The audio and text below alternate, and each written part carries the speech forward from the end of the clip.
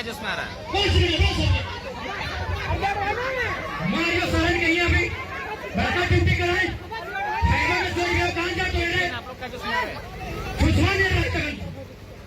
में कोयला चोरी का दरकार नहीं।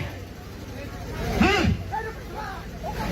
बात है, सबसे बड़े चोर सबसे लुटेरे आप हैं, इसलिए तो हम स्पष्ट कहेंगे यहाँ लाखों करोड़ों का कोयला यहाँ का नेता यहाँ का माफिया का जेब में जाएगा, और जिसका जमीन गया है वो यहाँ एगो 3rd ग्रेड 4th ग्रेड अरे टेम्पोररी काम के लिए तरसता है। इसे खबरदार हो जाइए, एकदम खबरदार होइए। इस बार कोई किसी को नहीं बख्शा जाएगा।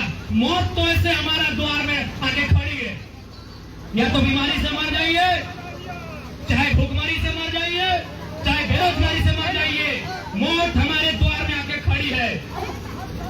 लाठी का डर दिखाते हैं यहाँ की जनता को, बहुत बड़ा लाठी का डर दिखाते हैं। लाठी हमारा परास्तन पहाड़ से निकलता है, अगर वो लाठी निकल गया तो फिर यहाँ किसी का खैर नहीं होगा। एकदम गलत बात है। ये लाखों अरबों का कोयला चोरी में जाएगा, हम जो जमीन दिया है उसको ये नजर नहीं मिलेगा, एकदम गलत बात है। देख रहे हैं जहां हम लोग खड़े हैं, आप लोग भी खड़े हैं, देखिए आपके जैकेट का हाल, देखिए आपके मफलर का हाल। पत्रकार भैया, ये सफेद मफलर है, क्या स्थिति है हमारे चेहरे को देखिए, और 1 घंटा रहेंगे तो हम लोग हैं काले लेकिन और काला पड़ जाएंगे। और हम लोग ने बचपन से पढ़ा है कि पेड़ जो होता है वो पर्यावरण में एक महत्वपूर्ण भूमिका निभाता है। वह हमें लगता है एक पेड़ कई हजार गाड़ियों द्वारा उत्सर्जित गैस को सोखने का काम करता है। और आज देखिए इन पेड़ों की स्थिति क्या है, तो सोचिए इंसान का जीवन क्या होगा। तो क्या भारत का संविधान, चूंकि जीवन जीने का अधिकार, राइट टू लाइफ, ये मौलिक अधिकार है, तो क्या भारत का संविधान, भारत की कानून व्यवस्था आज इतनी कमजोर हो गई? क्या बाबा साहेब भीमराव अंबेडकर के नेतृत्व में तैयार संविधान, आज जो लोग उसका संचालन कर रहे हैं वे लोग इतने कमजोर हैं कि आज माफियाओं के सामने घुटने टेकना पड़ रहा है? आज हम दूसरे अधिकारों की तो बात छोड़िए, नौकरी और पानी और बाकी चीजों की, सबसे महत्वपूर्ण है राइट टू लाइफ, हमको जीने का अधिकार है। राइट टू लाइफ, यहाँ के पशु पक्षियों को भी जीने का अधिकार है। तो राइट टू लाइफ हमारा खत्म हो रहा है। देखिए इस आसपास के पर्यावरण को देखिए, आसपास के वातावरण को देखिए, हमारा राइट टू लाइफ संकट में है, जो हमारा मौलिक अधिकार है। तो सोचिए आज माफिया कितना हावी है, आज पूंजीपति वर्ग कितने हावी हैं कि एक आम व्यक्ति के मौलिक अधिकार का हनन कर रहे हैं।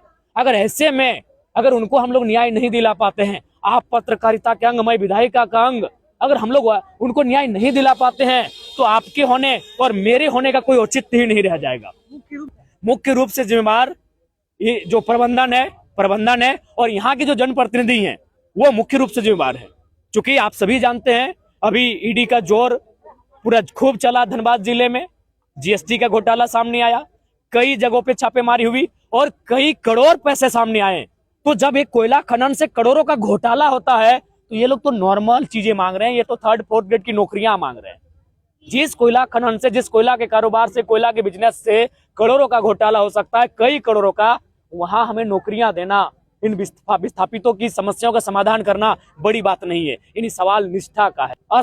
जो असामाजिक जो गड़बड़ी हो रही है, इनइक्वालिटी जो समाज में बढ़ रही है, आर्थिक इनइक्वालिटी, वो कहीं ना कहीं अंग्रेजों के कालखंड से भयावह होगी। इसे रोकना होगा और इसकी जवाबदेही आपकी भी है, हमारी भी है और जागरूक समाज की भी है। हम रहें या ना रहें, अगर आपको अपना अधिकार सुरक्षित रखना होगा तो इस बार आपको आर पार की लड़ाई लड़नी होगी। एक पीढ़ी को बलिदान देने के लिए आगे आके फ्रंट पे खड़ा होना कि मेरा बलिदान ले लो लेकिन मेरी पीढ़ी, मेरा जनरेशन बचे। नहीं तो अब, क्योंकि अब कानूनों में वो कुव्वत नहीं दिख रही, फ्रंट में आके लड़ाई लड़िए। सामने वाला अधिकारी हो, पदाधिकारी हो, अगर वो गलत है तो उसको अंग्रेज मानिए, अपने आप को भगत सिंह का अनुयायी मानिए और लड़िए उनसे। एक पीढ़ी को आके फ्रंट में सामना करना होगा कि हम अब लड़ेंगे तभी हमारा अस्तित्व बचेगा। बीसीसीएल सबसे ज्यादा, अगर इस कोयलांचल को किसी ने बर्बाद किया तो बीसीसीएल ने किया है।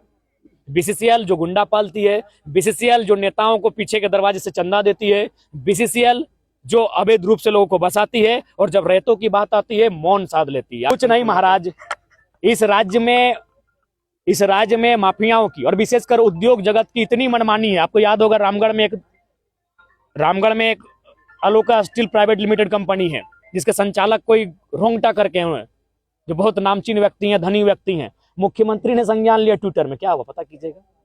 और जो प्रदूषण की कमेटी बनाई वो किसने बनाई? स्पीकर महोदय ने बनाई। अरे जिस राज्य में मुख्यमंत्री को नहीं पूछा जा रहा है, स्पीकर को नहीं पूछा जा रहा है, उस राज्य में आम व्यक्ति का क्या होगा? पत्रकार बंधुओं, ये चिंता का विषय है, हमें चिंतन करना चाहिए। पत्रकार बंधुओं, तो आम जनता की इस राज्य में क्या होगा? इसलिए मैंने जनता से कहा कि एक पीढ़ी को फिर से तैयार कर लो एक युद्ध के लिए। ईस्ट इंडिया कंपनी और आज की कंपनी में कोई अंतर नहीं है। एक पीढ़ी को तैयार कर लो कि हम संघर्ष करेंगे, आंदोलन करेंगे, तभी आपकी दूसरी पीढ़ी बचेगी। ये मेरा वचन है और इस वचन पे मैं अडिग हूं, चाहे मुझे आप बागी कहें, गलत कहें, जो भी कहें।